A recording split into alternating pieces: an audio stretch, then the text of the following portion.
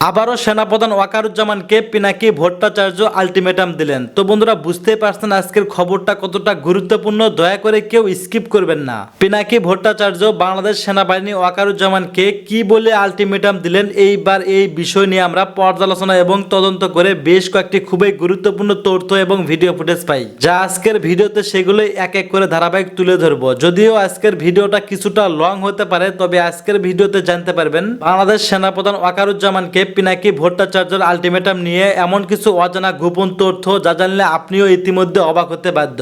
সেই সাথে আরো জানতে পারবেন বর্তমান বাংলাদেশের রাজনীতির প্রেক্ষাপট আসলে কোন দিকে যাচ্ছে। বন্ধুরা চলুন ভিডিওতে আজকে আর বেশি কথা বাড়াবো না, সরাসরি আজকে আমরা চলে যাব মূল ভিডিওতে। সেনাবাহিনীর সদস্যরা অন্তত 3টা ঘটনায় বিক্ষোভকারীদের লক্ষ্য কইরা সামরিক রাইফেল থেকে প্রাণঘাতী গুলি ছুড়ছে, যার উদ্দেশ্য ছিল হত্যার মাধ্যমে দমন করা। এর ফলে অন্তত একটা বিচার বহির্ভূত হত্যাকাণ্ড সংঘটিত হয়েছে। এটা দেখেন, এটা খুব স্পষ্টভাবে লেখা আছে এখানে। 2 নাম্বার, মানবাধিকার লঙ্ঘনে সেনাবাহিনীর সহায়ক ভূমিকা। সেনাবাহিনী পুলিশের এবং অন্যান্য নিরাপত্তা বাহিনীর জন্য এক ধরনের সুরক্ষা প্রাচীর হিসেবে কাজ করছে। বিশেষ করে যখন পুলিশ এবং র্যাব ঢাকা চট্টগ্রাম মহাসড়কের অবরোধ তুলে নেওয়ার নামে যাত্রাবাড়ি এলাকায় নির্বিচারে গণহত্যা এবং বিচার বহির্ভূত হত্যাকাণ্ড সংঘটিত করে। খুব স্পষ্টভাবে এই পৃষ্ঠা 38-এ লেখা আছে। 3 নাম্বার, নির্বিচারে গ্রেপ্তার এবং গণ আটক অভিযান। জুলাই মাসের শেষ দিকে সেনাবাহিনী ব্যাপক অভিযান পরিচালনায় অংশ নেয়, যেখানে পুলিশ এবং র্যাব নির্বিচারে বিপুল সংখ্যক মানুষকে গ্রেপ্তার করে, যাতে বিক্ষোভ পুনরায় সংগঠিত হইতে না পারে। এটা দেখেন, এখানে খুব স্পষ্টভাবে বলা আছে। এই প্রমাণিত ঘটনাগুলা পরিষ্কারভাবে দেখায় সেনাবাহিনী তার ভূমিকা অস্বীকার করার চেষ্টা করলেও বাস্তব তথ্যের সাথে সেটা সঙ্গতিপূর্ণ না। সম্প্রতি 2রা মার্চ বাংলাদেশ সেনাবাহিনীর সদর দপ্তরে কর্মরত জাজ অ্যাডভোকেট জেনারেলের বিভাগ থেকে পাঠানো বাংলাদেশ সেনাবাহিনীর বিরুদ্ধে মানবাধিকার লঙ্ঘনের অভিযোগ সংক্রান্ত OHCHR এর প্রতিবেদনের বিরুদ্ধে দেওয়া প্রতিক্রিয়াটা আজ আমার আলোচনার বিষয়। বুঝতেই পারতেছেন, খুবই নিকট অতীতের ফ্যাসিবাদী শাসন অনুসরণ কইরা সেনা সদর তাদের পুরানো এবং অভ্যস্ত বয়ান অনুকরণ কইরা এটা তৈরি করছে। খুনি হাসিনার মতো একইভাবে জাতিসংঘের এই সংস্থার প্রতিবেদনে প্রকাশিত বিষয়বস্তুকে এরা অস্বীকার করছে। এরা ভুলে যেতে চাইছে যে ইন্টারনেটে ছড়াইয়া থাকা অজস্র ভিডিও, নজির এবং উপস্থাপিত কঠোর প্রামাণিক নিদর্শনসমূহ এই প্রতিবেদনকে জোরালোভাবে সমর্থন করে। অবাস্তবোচিত প্রতিক্রিয়া দেওয়ার মাধ্যমে সেনা কর্তৃপক্ষ তাদের বিরুদ্ধে ওঠা অভিযোগগুলোকে বাতিল করে দেওয়ার এক ভিত্তিহীন অপচেষ্টা চালাইছে। এদের প্রতিক্রিয়াটা যে কতটা অন্তঃসার শূন্য সেটাই আজকে আমি দেশবাসীর সামনে তুলে ধরব। আর্মি জেনারেলরা তাদের প্রতিক্রিয়াপত্রে গণ অভ্যুত্থান দমন করতে 2024-এর জুলাই আগস্ট মাসে গৃহীত বাংলাদেশ সশস্ত্র বাহিনীর সামরিক পদক্ষেপগুলোকে বলছে সঠিক, উপযুক্ত বা যথাযথ, এবং এটাই প্রমাণ করার প্রাণপণ চেষ্টা করছে। এখনও যে সেনা নেতৃত্বে খুনি হাসিনার ভূতেরাই বসে আছে, এই ঘটনা সেটার শক্ত প্রমাণ বহন করে। আমি এটা একে একে এখন বিস্তারিত আলাপ করি। আসেন শুরু করি আল্লাহর নামে। 1 নাম্বার, সেনা সদর তাদের প্রতিক্রিয়াটা বাংলাদেশে অবস্থিত জাতিসংঘের আবাসিক সমন্বয়কের দপ্তরে সরাসরি পাঠিয়ে দিছে। এটা প্রচলিত সরকারি যোগাযোগ প্রক্রিয়াকে পাশ কাটায় বা এড়ায় করা হয়েছে। নিয়ম অনুযায়ী এই ধরনের চিঠি সেনা সদর এখান থেকে যাবে সশস্ত্র বাহিনী বিভাগে, তারপরে যাবে পররাষ্ট্র মন্ত্রণালয়ে।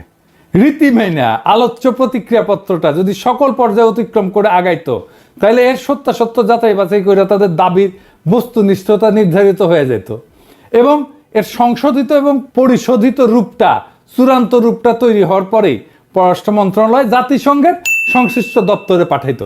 এটাই আসল রীতি। কিন্তু ওরা তো হারকুলিস নিজেরা মনে করে। হারকুলিস এটার মিথ্যা ভাব দেখানো আজকের সামরিক নেতৃত্ব সরকারি নিয়ম নীতি এবং প্রক্রিয়ার তোয়াক্কা না কইরা সরাসরি জাতিসংঘের ঢাকাস্থ দপ্তরে তাদের প্রতিক্রিয়াপত্রটা পাঠায় দেওয়ার দুঃসাহস দেখাইছে।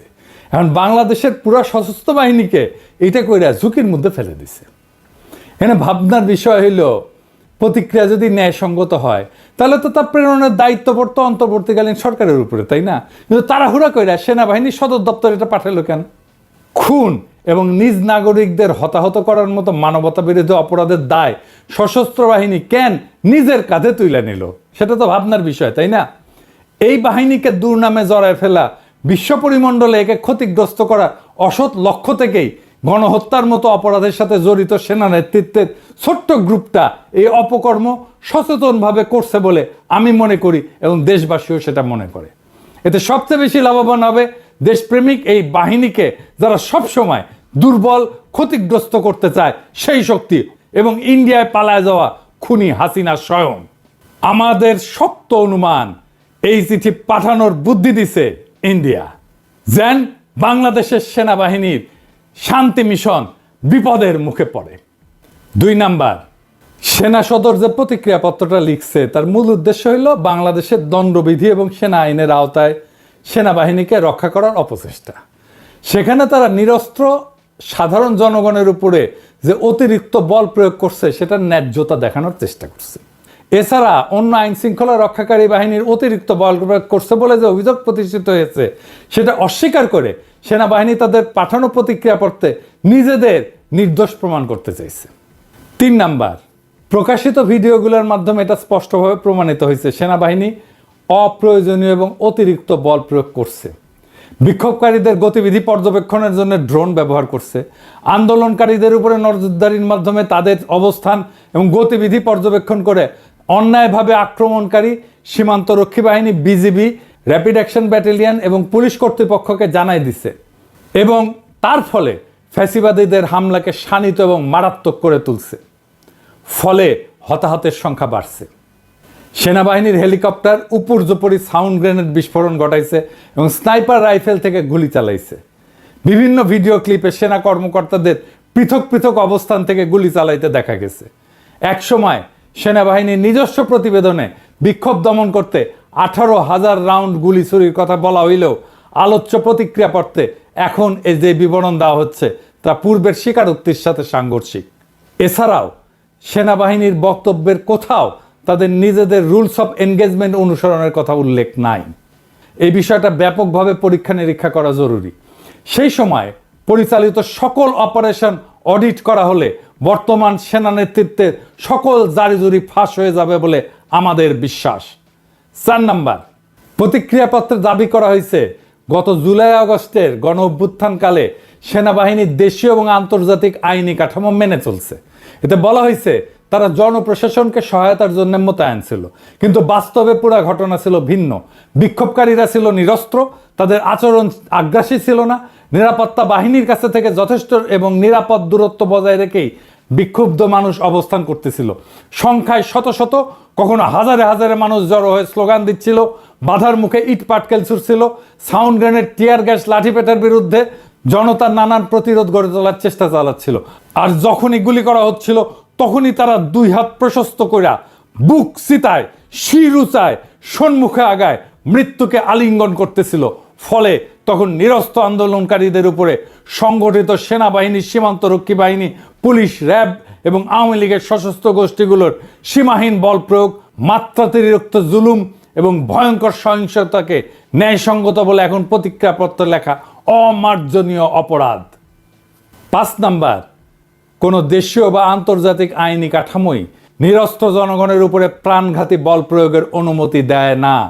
আইন শৃঙ্খলার বিবেচনায় নিয়ন্ত্রণহীন পরিস্থিতিতে ম্যাজিস্ট্রেট লিখিত অনুমতি দিলে তার ভিত্তিতে বিক্ষুব্ধ মানুষকে প্রথমে সতর্ক করা হয়, তারপরে ফাঁকা গুলি ছুড়ে জনতাকে ছত্রভঙ্গ করার চেষ্টা করা হয়। সেটা ব্যর্থ হলে চূড়ান্ত পর্যায়ে অপ্রাণঘাতী বা দাঙ্গা নিয়ন্ত্রণকারী অস্ত্র দিয়ে শুধুমাত্র হাঁটুর নিচে আঘাত করার উদ্দেশ্যে গুলি চালানো যায়। কিন্তু গত জুলাই আগস্ট গণ অভ্যুত্থান চলাকালে বাংলাদেশ সেনাবাহিনী এর কোনো কিছু অনুসরণ বা মান্য করেনি। এখন 7 মাস পরে তখন সেনাবাহিনীর গৃহীত পদক্ষেপসমূহের বৈধতা প্রমাণ করতে হলে সেনা সদর দপ্তরের নিম্নলিখিত তথ্যগুলো সম্মুখে হাজির করা উচিত ছিল। 1 নাম্বার, কোথায় কোন স্থানসমূহ সেনাবাহিনী গুলি চালাইছে সেই যুদ্ধস্থল বা সংঘর্ষস্থলের তালিকা প্রকাশ করা। 2 নাম্বার, যে সকল ম্যাজিস্ট্রেট ওই সমস্ত স্থানে দায়িত্বে ছিলেন তাদের নামের তালিকা দেওয়া। 3 নাম্বার, সংশ্লিষ্ট ম্যাজিস্ট্রেটদের তখন স্বাক্ষরিত অনুমতি বা অনুমোদনের নথিপত্র প্রমাণ হিসাবে তুলে ধরা। এর কিছুই তারা করতে পারবে না এখন। এইবার আসেন পরের ইস্যু। বাংলাদেশ সেনাবাহিনী জাতিসংঘ শান্তি রক্ষা কার্যক্রমের UNDPKO এটার যে নির্দেশিকা সেটা গুরুতরভাবে লঙ্ঘন করে দেশবাসীর বিরুদ্ধে এই বিশ্ব সংস্থার লোগোযুক্ত সাজোয়া যান ব্যবহার করছে, যেটাকে আর্মার্ড পার্সোনাল ক্যারিয়ার বলা হয়। অনেক ক্ষেত্রে বিজেপি, পুলিশ, র্যাব এবং আওয়ামী লীগের সশস্ত্র গোষ্ঠীগুলো মোতায়েনকৃত সামরিক বাহিনীকে ঢাল হিসাবে ব্যবহার করছে। এই সুযোগ নিয়ে এই সকল বাহিনী প্রতিবাদী নিরীহ নাগরিকদের উপরে নির্বিঘ্নে নিপীড়ন চালাইছে। ভিডিও চিত্রে আরও দেখা গেছে, যখন নিরস্ত আন্দোলনকারীরা আক্রান্ত হচ্ছিল তখন সেনাবাহিনী কোথাও তাদের রক্ষার জন্য আগায় আসেনি, নীরব দর্শকের ভূমিকা পালন করছে। বিপরীতে আইন শৃঙ্খলা রক্ষায় নিয়োজিত বাহিনীগুলা কোথাও কোণঠাসা হয়ে পড়লে সেনাবাহিনী সেখানে জনতার উপরে আক্রমণ চালাইছে, অগণিত গুলি ছুটছে এবং এতে অজস্র মানুষ হতাহত হয়েছে। 7 নাম্বার পয়েন্ট, যখন সেনাবাহিনী ও আধা সামরিক বাহিনী যৌথ অভিযান পরিচালনা করে তখন কমান্ড এবং নিয়ন্ত্রণ কাঠামো স্পষ্টভাবে সংজ্ঞায়িত হওয়া প্রয়োজন। সাধারণত এই ধরনের অভিযানে সুপিরিয়র ফোর্স অর্থাৎ সেনাবাহিনী নেতৃত্ব দেয়। তবে 2024 সালের জুলাই আগস্ট মাসে সেনাবাহিনী অধীনস্থ বাহিনী হিসেবে কাজ করছিল নাকি তারা নিয়ন্ত্রণ গ্রহণ করছিল সেটা তাদের বক্তব্যে স্পষ্ট না। এছাড়া এই অভিযান পরিচালনার জন্য কোনো যৌথ কমান্ড সেন্টার গঠিত হয়েছিল কিনা সে বিষয়ে সেনা সদর নিশ্চুপ থেকে কোনো একটা বড় সত্য আড়ালে রাখতে চাইছে। গত বছরের আন্দোলন বিক্ষুব্ধ সময় জুলাই মাসের 3য় সপ্তাহের পর থেকে দেশের বিভিন্ন এলাকায় অবস্থিত ক্যান্টনমেন্টগুলোকে কেন্দ্র করে সেই অঞ্চলের সকল আইন শৃঙ্খলা রক্ষাকারী বাহিনীর সমন্বয় সাধন এবং নেতৃত্ব প্রদানের দায়িত্ব অর্পিত হয়েছিল সংশ্লিষ্ট জিওসিদের উপরে। আমার বিনীত প্রশ্ন, এই বিষয়ে জেনারেল সাহেবেরা তাদের প্রতিক্রিয়াপত্রে এখন কেন কোনো কথা বলতেছেন না? 8 নাম্বার, সেনাবাহিনীর ভূমিকা বিশেষভাবে প্রশ্নবিদ্ধ হয়েছে যখন সেনাবাহিনী, police, RAB, BGB, Awami League সমর্থিত সশস্ত্র গোষ্ঠীগুলোর একত্রে ঢাকা চট্টগ্রাম মহাসড়ক বিশেষ করে যাত্রাবাড়ি এলাকা সাফ করতে যৌথ অভিযান পরিচালনা করে। সেনাবাহিনীর নিরাপত্তা বেষ্টনী তৈরি করা, সেখান থেকে দমনকারীদের সামরিক কৌশলগত সহায়তা প্রদান করছিল যাতে পুলিশ, র্যাব সহ মাঠে নামা অন্যান্য নিপীড়নকারী শক্তিগুলো নিরাপদে আন্দোলনকারীদের উপরে সাঁড়াশি আক্রমণ চালাইতে পারে। সেদিন বিক্ষোভরত শিক্ষার্থী জনতার উপরে চালানো অভিযানে সেনাবাহিনী প্রাণঘাতী গুলি ছুড়ছে, সেখানে তারা বহু প্রতিবাদকারীকে হতাহত করে ছত্রভঙ্গ করছে।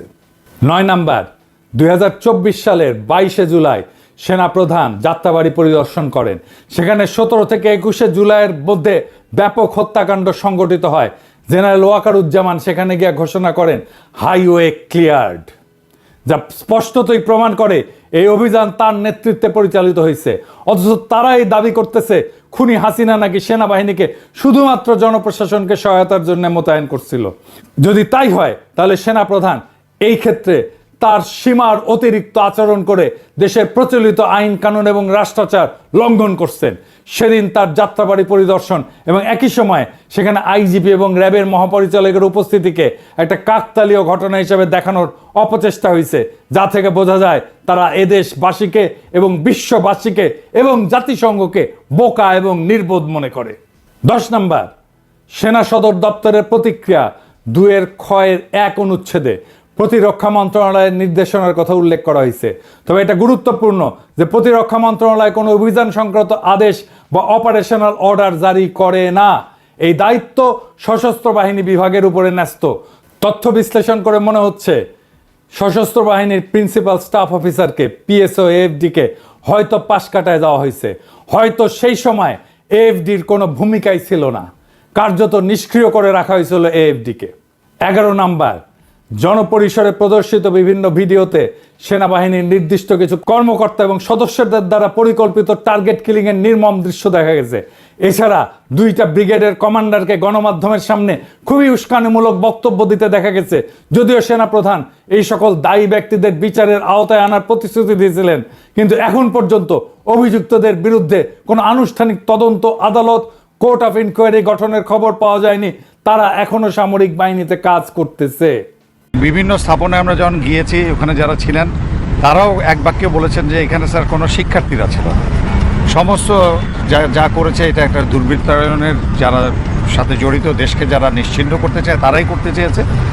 সেই পরিপ্রেক্ষিতে আমরা দেশের সম্পদ রক্ষার্থে আমরা নিয়োজিত হয়েছি এবং আমাদের সম্মানীয় সেনাবাহিনীর প্রধানের নির্দেশে আমরা এই দুর্বৃত্তকে সমূলে মানে নির্মূল করার জন্য যা করা প্রয়োজন আমরা সেটা করছি। আপনারা দেখছেন যে দেশের এখন জনমনে একটা স্বস্তি অলরেডি 72 আওয়ার্স আমরা পার করেছি এবং জনমনে স্বস্তি এসছে। স্পষ্ট ভাষায় আমরা বলতে চাই যে বাংলাদেশ সেনাবাহিনী অত্যন্ত সুশৃঙ্খল একটি প্রশিক্ষিত পেশাদার বাহিনী। আমরা আমাদের কার্যপরিধি সম্বন্ধে আমরা জানি এবং যে উদ্দেশ্যে আমরা এসেছি যে দুর্বৃত্তদেরকে নির্মূল করা এবং জনমনে স্বস্তি ফিরে নিয়ে আসা, সেটা আমরা ইনশাল্লাহ পুঙ্খানুপুঙ্খভাবে করব এবং জনমনে দ্রুতই স্বস্তি ফিরে আসবে বলে আশা করি। 12 নাম্বার, যখন বিজিবি, র্যাব, পুলিশ এবং আওয়ামী লীগ সমর্থিত সশস্ত্র গোষ্ঠীগুলা নিরস্ত্র আন্দোলনকারীদের উপরে নির্বিচারে গুলি করে হত্যা করতেছিল, তখন সেখানে উপস্থিত সেনাবাহিনী খুন এবং জখমকারীদের কর্মকাণ্ডে কোনো একটা ক্ষেত্র বাধা দেয়নি। উপরন্তু দেখা গেছে সেখানে সেনাবাহিনীর উপস্থিতি এই সমস্ত খুনে বাহিনীকে হত্যাযজ্ঞ চালাইতে বেপরোয়া উৎসাহিত করে তুলছে। মোতায়েনকৃত সেনাবাহিনী মাঠে দায়িত্ব পালনরত বাহিনীগুলোর জন্য ঢাল হিসেবে কাজ করছে। তারা নিরস্ত্র মানুষের উপর সংগঠিত হত্যাকাণ্ড নিয়ন্ত্রণের জন্য কার্যত কোনো পদক্ষেপ নেয়নি। 13 নাম্বার, বাংলাদেশ সেনাবাহিনীর ভাবমূর্তি বিনষ্ট করার চূড়ান্ত ধাক্কা আসে 2024 সালের 5ই আগস্টের পর, যখন সেনাবাহিনী আনুমানিক 626 জন অভিযুক্ত হত্যাকারী এবং অপরাধীকে নিরাপদ আশ্রয় এবং পালিয়ে যাওয়ার সুযোগ দেয়। এই অভিযুক্তদের মধ্যে ছিল রাজনৈতিক নেতা, বিনা ভোটে নির্বাচনের এমপি, মন্ত্রী হওয়া কিছু দাগী লোক এবং র্যাব এবং পুলিশের উচ্চপদস্থ কিছু চিহ্নিত কর্মকর্তা। এদের অনেকেই জুলাই আগস্টে দেশব্যাপী সংগঠিত হত্যাকাণ্ডের সঙ্গে জড়িত ছিল। উচিত ছিল আলোচ্য অপরাধীদের আইন, আদালত এবং বিচারের হাতে তুলে দেওয়া, যাতে দেশের ন্যায় বিচারের নতুন ধারার সূচনা হতে পারে, কিন্তু কিছুতেই সেটা নিশ্চিত করা সম্ভব হয়নি এই সেনাপ্রধানের জন্যে। 14 নাম্বার, মানবাধিকার লঙ্ঘনকারীদের সুরক্ষা দেওয়ার যে অপচেষ্টা সেনাবাহিনী চালাচ্ছে তা আইন অমান্যকারী কর্ম, যা শাস্তিযোগ্য অপরাধ। জাতিসংঘের প্রতিবেদনে উপস্থাপিত প্রমাণসমূহ মোকাবেলা করার লক্ষ্যে সেনাবাহিনী কোনো ধরনের স্বতন্ত্র তদন্ত সম্পন্ন বা পাল্টা প্রমাণ উপস্থাপন না করেই আলোচ্য রিপোর্ট সরাসরি অস্বীকার করে ফেলছে। জাতিসংঘের তথ্যানুসন্ধানী প্রতিবেদনটা ব্যাপক সাক্ষাৎকার, ফরেনসিক বিশ্লেষণ, ভিডিও প্রমাণ এবং বিশদ নথিপত্রের উপর ভিত্তি করে তৈরি করা হয়েছে। এর বিপরীতে সেনাবাহিনী তাদের সদস্যদের বিরুদ্ধে উত্থাপিত অভিযোগগুলির বিষয়ে কোনো স্বচ্ছ স্বাধীন তদন্ত পরিচালনা করেনি। এ ধরনের তদন্ত ছাড়া সেনাবাহিনীর পক্ষ থেকে জাতিসংঘের প্রতিবেদনের ফলাফল প্রত্যাখ্যান করা ভুল, উদ্দেশ্য প্রণোদিত এবং দায়িত্বজ্ঞানহীনতা। না হলে তিনি বা তারা এমন কাজ করতেন না। এই প্রতিবেদনকে অন্ধভাবে নাকচ করার মাধ্যমে ন্যায় বিচার এবং জবাবদিহিতা নিশ্চিত করার পরিবর্তে সেনাবাহিনী ভয়াবহ মানবাধিকার লঙ্ঘনকারী ব্যক্তিদেরকে রক্ষা করেছে। এটি মানবাধিকার এবং আইনের শাসনের প্রতি সেনাবাহিনীর প্রতিশ্রুতি সম্পর্কে গুরুতর প্রশ্ন তোলে। 15 নাম্বার, মানবাধিকার লঙ্ঘনকারীদের জবাবদিহির আওতায় আনতে সেনাবাহিনীকেই সহায়তা করতে হবে। আগায় না আসলে এদের কোনো উপায় থাকবে না। জাতিসংঘের প্রতিবেদনের ফলাফল প্রত্যাখ্যান করার পরিবর্তে সেনাবাহিনীর উচিত দায়িত্বশীল ভূমিকা পালন করা, অর্থাৎ স্বীকার করা যে মানবাধিকার লঙ্ঘন সংগঠিত হয়েছে এবং ন্যায় বিচার এবং জবাবদিহিতা নিশ্চিত করার জন্যে তারা এখন কাজ করবে। তাদের প্রতি জনগণের আস্থা পুনরুদ্ধারের একমাত্র উপায় হলো সেনাবাহিনীর মধ্যে যারা এই ধরনের অপরাধের সঙ্গে জড়িত ছিল তাদের চিহ্নিত করে যথাযথ আইনি ব্যবস্থা গ্রহণ করা।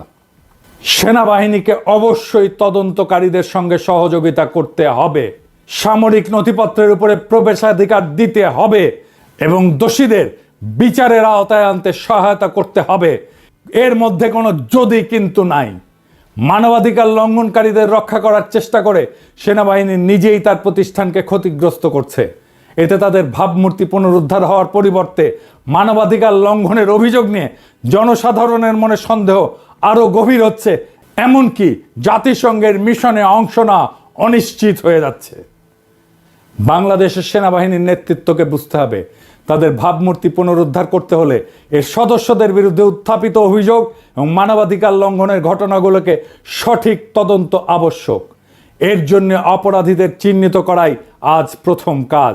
অভিযুক্ত অপরাধী এবং হত্যাকারীদের বিচার ব্যবস্থার হাতে তুলে দেওয়া ও OHCHR এর তদন্তকারীদের সঙ্গে পূর্ণ সহযোগিতা করা, প্রাসঙ্গিক নথিপত্র এবং অন্যান্য প্রমাণ সরবরাহ করা, তাদের বাহিনীর সদস্যদের দ্বারা সংগঠিত অন্যায় প্রমাণিত হলে তা স্বীকার করার মাধ্যমেই শুধু বাংলাদেশ সেনাবাহিনী তার হারানো গৌরব, বিশ্বাস এবং মর্যাদা পুনরুদ্ধার করতে পারবে।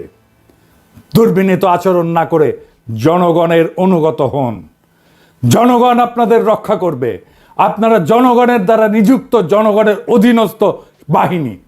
আন্তর্জাতিক সম্প্রদায়, জাতিসংঘ বাংলাদেশের জনগণের পক্ষে। কয়েকজন দুর্বৃত্ত জেনারেলের জন্য পুরো বাহিনীকে বিপদে ফেলবেন না। জেনারেল সাহেবেরা, আপনাদের বুদ্ধি বেশি হতে পারে কিন্তু আক্কেল কম। ভলকার তুর্ক সাহেবের কথাকে কাউন্টার দিতে গেলেন কোন আক্কেলে? কখনো কখনো চুপ থাকতে হয়। আপনারা যে কাউন্টার দিচ্ছেন তার অর্থ হলো ভলকার তুর্ক সাহেব মিথ্যা বলছে। ওয়াকার সাহেব, আপনারা কত সত্য বলেন ওইটা সারা দুনিয়ার মানুষ জানে। উঠতে বসতে হাসিনার মতো মিছা কথা বলেন। একটা এপিসোড লিখছিলাম ওয়াকারের যত মিছা কথা, 11টা মিছা কথা আইডেন্টিফাই করছিলাম, পরে আর দেই নাই। নেহাত মায়া কইরা। হার্টের রুগী তো এত চাপ দেওয়া ঠিক হবে না। আঙ্গুল তুলে সাবধান করছিলেন না? আমরা জনগণের পক্ষ থেকে আঙ্গুল তুলে সাবধান করতেছি। জাতিসংঘের মিশনে যাওয়া আপনি আর আপনার দুর্বৃত্ত জেনারেলদের গোয়ার্তমির জন্য যদি বন্ধ হইয়া যায়, আপনার কি অবস্থা হবে চিন্তা করে দেখেন। আমরা বিপ্লব করে আসছি। আঙ্গুল তোলারে আমরা ডরাই না। আমরা 18 কোটি জনতা সিক্কর দিলে উদ্ধত আঙ্গুল কানে দিতে হবে। দৈনিক ইনকিলাব পত্রিকা সুপরিকল্পিতভাবে ঠান্ডা মাথায় একটা বিশেষ এজেন্ডা নিয়ে জামাত শিবিরের বিরুদ্ধে ভয়ঙ্কর মিথ্যাচার করে যাচ্ছে, প্রপাগান্ডা চালিয়ে যাচ্ছে, ষড়যন্ত্র করে যাচ্ছে। এটা যে 5 আগস্ট পরবর্তী নতুন চিত্র তা নয়, এটা অনেক আগ থেকে। দর্শক, ইনকিলাব পত্রিকাটা জামাত ইসলাম এবার খেপেছে, আনুষ্ঠানিকভাবে স্টেটমেন্ট দিয়েছে, পরপর অনেকগুলো ঘটনা ঘটিয়েছে। ইনকিলাব পত্রিকা এখন বিএনপির ইশারায় চলে। আমি আসছি সেদিকে। ইনকিলাব প্রতিষ্ঠা করেছিল একজন বিখ্যাত আলেম দ্বীন। ইনকিলাব একসময় জামাত শিবিরের পত্রিকার মতোই ছিল। জামাত শিবিরের লোকজন ইনকিলাব পড়তো এবং তাদের পড়ার মাধ্যমে ইনকিলাব মোটামুটি সার্কুলেশন পেত। জামাতের লোকজন ইনকিলাব প্রচার করতো, আলেম ওলামাদের নিউজ থাকতো, মাদ্রাসার পক্ষের খবর থাকতো। কিন্তু সে আলেমের সন্তান, অনেকে বলেন কুলাঙ্গার, হাসিনার পা চাটতো, হাসিনার পা চাটা এক দালাল, তিনি এখনো সেই তার বাবার মানহাজে ফিরে যেতে পারেননি।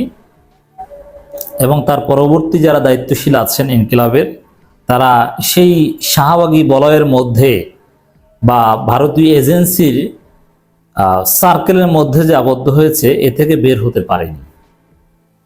দর্শক, ইনকিলাব পত্রিকা এটা একটা 3rd ক্লাস পত্রিকা। এদের কাগজের মান যদি দেখেন, লেখার স্টাইল যদি দেখেন, অত্যন্ত নিম্নমানের একটা পত্রিকা। এজন্য এলিট ক্লাস বা শিক্ষিত লোকজন ইনকিলাব পড়ে না। ইনকিলাব পত্রিকাটা পরে বেসিক্যালি, এটা শুরু থেকে ওই মাদ্রাসা ছাত্র বা গ্রামগঞ্জে এরকম চলতো, খানকা কেন্দ্রিক। এটা বিশ্ববিদ্যালয়গুলোতে এটাকে গণেই না। এবং সবচাইতে কম শিক্ষিত এবং 3rd ক্লাস সাংবাদিক আপনি পাবেন এই ইনকিলাবে। কোনো ভালো সাংবাদিক ইনকিলাবে চাকরি করতে যায় না। একসময় শিবিরের অনেক ছেলেরা ছিল ইনকিলাবে, কিন্তু এখন নেই। একেবারে যে কোথাও চাকরি টাকরি পায় না, অল্প টাকা কিছু বেতন দেয়, এরকম একটা নিম্ন রুচির পত্রিকা। কিন্তু তারা কিছু অঘটন ঘটাতে পারে। যেহেতু অনলাইনের যুগ, বিরুদ্ধে বলাটা তো সহজ। এই নেগেটিভ মার্কেটিং, এটাও তাদের একটা উদ্দেশ্য। তো দর্শক, বেশ কিছু ঘটনা ঘটিয়েছে। যেমন আমি তখনই বলেছিলাম, এই যে সিলেটের এমসি কলেজের ঘটনায় নির্লজ্জের মতো শিবিরকে দায়ী করা এবং শিবির নাকি রক কাটার চেষ্টা করেছিল, এই যে মিথ্যা বানোয়াটগুলো, এবং এটার উপর ভিত্তি করে ছাত্রদল একটা তোলপাড় তৈরি করার চেষ্টা করেছিল, এটা ইনকিলাব পরিকল্পিতভাবে ঠান্ডা মাথায় করেছিল এবং শিবিরের বিরুদ্ধে অনেককে উস্কে দিয়েছিল মিথ্যা নিউজ করে ইনকিলাব। তখনই ইনকিলাবকে ধরার উচিত ছিল, ওদের বিরুদ্ধে মামলা করা উচিত ছিল।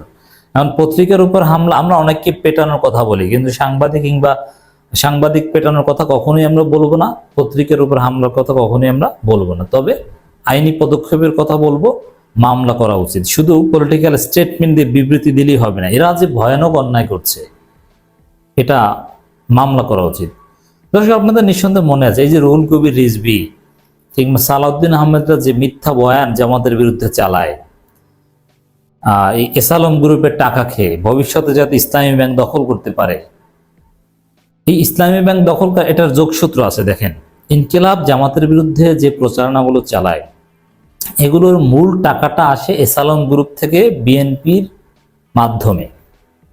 এটা আপনাকে বুঝতে হবে, মিলে যাচ্ছে। কিন্তু দেখেন, এসালম গ্রুপ ইসলামী ব্যাংক দখল করতে চায় বা তাদের জানে যে জামাতের লোকজন হাতে থাকলে তো এখানে আর অবৈধ সুবিধা পাওয়া যাবে না, আর বিএনপির লোকজনের হাতে থাকলে তো ওই এসালম গ্রুপই, বিএনপি এসালম গ্রুপ তো একই, সমস্যা নেই। তো বিএনপির তো কোনো আদর্শ নেই, বিএনপির কোনো নেতাকে বা কোনো লোকজনের কিছু টাকা পয়সা ধরিয়ে দিলেই তো হয়ে গেল।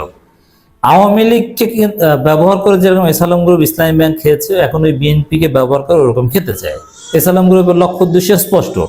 তো দর্শক, এই ক্ষেত্রে এখন বিএনপিকে ব্যবহার করে এসালম গ্রুপ এটা খেতে চায়, আর এসালম গ্রুপের টাকা খেয়েই জামাত শিবিরের বিরুদ্ধে এমনভাবে নিউজ করছে যাতে এসালম গ্রুপের লক্ষ্য উদ্দেশ্য অ্যাচিভ হয়। যেমন জামাতের এই ব্যাংক বিমা দখল করা, অমুক তমুক, এগুলো এসালম গ্রুপের একটা বয়ান। এখন দেখেন, এই যে নেপথ্যে বিএনপি বললাম কেন, এসালম গ্রুপ বিএনপির মাধ্যমে বলানোর চেষ্টা করছে, যেটা রুহুল কবির রিজভী, সালাউদ্দিন আহমেদ এরা বলছে যে জামাত নাকি ব্যাংক বিমা দখল করেছে, ইসলামী ব্যাংক দখল করেছে। এটা শুনলে আপনি হাসবেন না?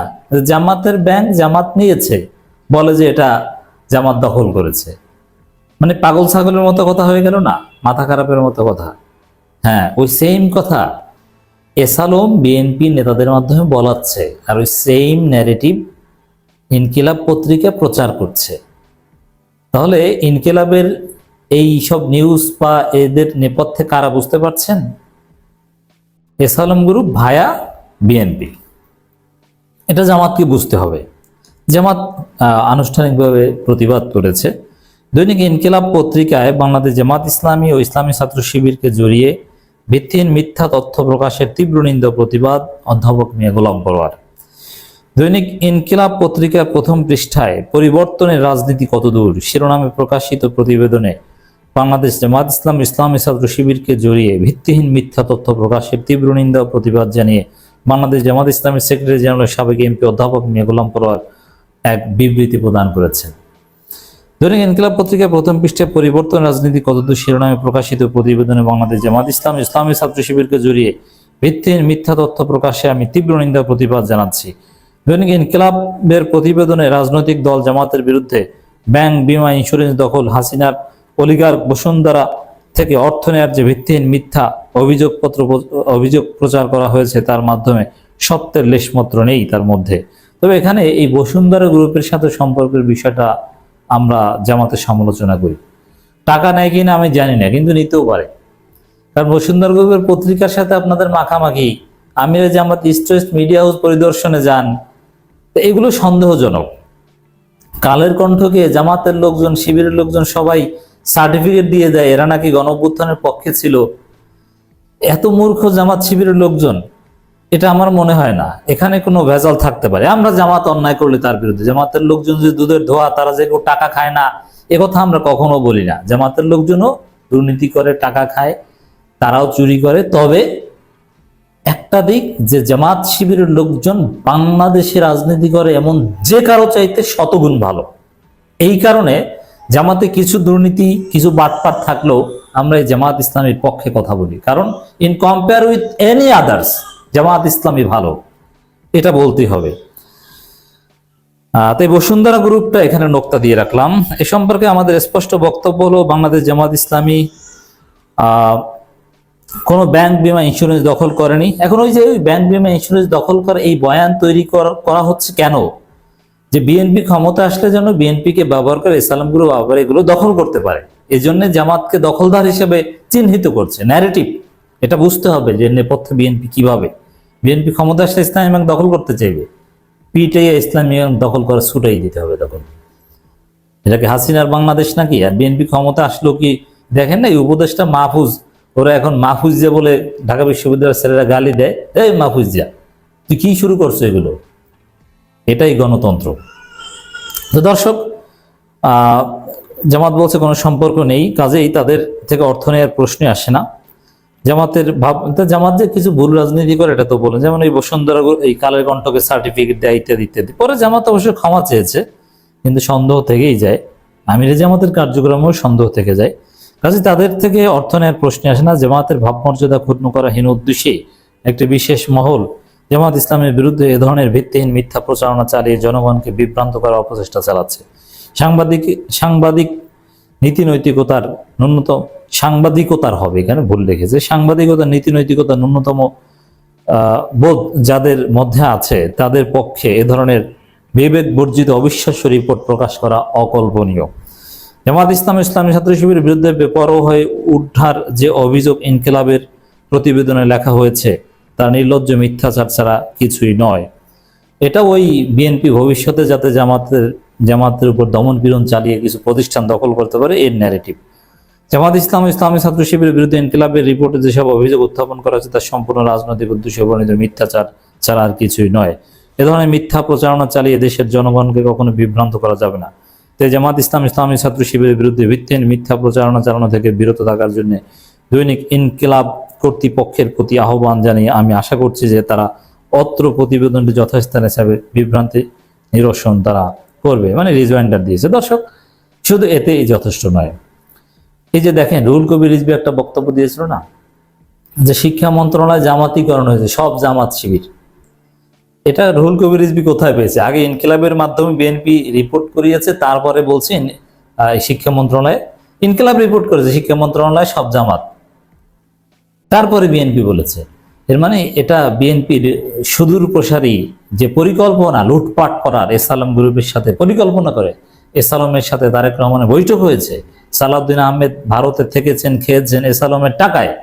অতএব সেই এসালাম বিএনপির সুদূর প্রসারে লুটপাটের পরিকল্পনা অংশ হিসেবে এই ইনকিলাবি রিপোর্ট করছে। জামাত শিবিরের লোকজন আশা করি জামাতের বিবৃতির মাধ্যমে যা বোঝেননি, আমার আলোচনার মাধ্যমে সেটা বুঝতে পেরেছেন। অতএব এই ইনকিলাব পত্রিকার বিরুদ্ধে জনগণকে সোচ্চার হতে হবে। তারা হাসিনার দালাল যারা ছিল, হাসিনার পৃষ্ঠপোষক যারা ছিল, ফ্যাসিবাদের পৃষ্ঠপোষক, সেই এসালম গ্রুপের টাকা খেয়ে এখন তাদের ন্যারেটিভ তৈরি করছে। অতএব এবং গত 15 বছরে কিভাবে দালালি করেছিল এই ইনকিলাব পত্রিকা হাসিনার বিরুদ্ধে আমরা জানি, কিভাবে তোষামদি করতো তা জানি। একসময় ভালো ছিল, কিন্তু ফুল দালাল হয়ে গিয়েছিল। এই বাহাউদ্দিন অমুক তমুক এদের সাথে কি সম্পর্ক ছিল এগুলো। ধন্যবাদ প্রিয় দর্শকবৃন্দ, আমাদের ফুল ভিডিওটি দেখার জন্য আপনাকে জানাই অসংখ্য ধন্যবাদ।